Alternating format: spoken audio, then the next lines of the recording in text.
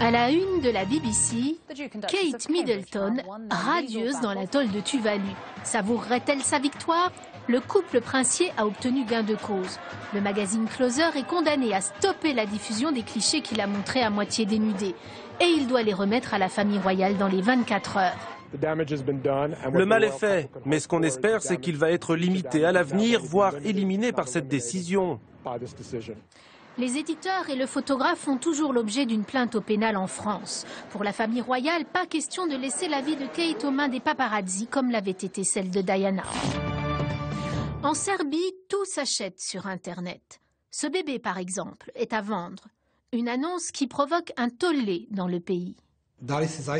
Nous allons faire une enquête et même s'il s'agit d'une plaisanterie, il y aura des poursuites pour utilisation frauduleuse des photos d'autrui. L'annonce a été retirée du site avant que d'éventuels acheteurs aient pu se manifester. En Espagne, une grande partie des œuvres de Goya désormais sur le web. Le musée du Prado a ouvert un site officiel qui, pour la première fois, donne accès à la totalité de la documentation sur ce peintre. Des photos en haute résolution permettent de voir des détails et des caractéristiques inédites de ces chefs-d'œuvre sur un simple ordinateur. Et pour finir, ces images qui nous viennent d'une fondation britannique. Une petite fille de 18 mois dans les bras de gorilles. Tendresse et complicité lors de cette rencontre tournée dans un zoo il y a 19 ans. Ce film amateur a été rendu public pour lancer un appel aux dons. La fondation a besoin d'argent pour continuer à réintroduire des gorilles dans la nature.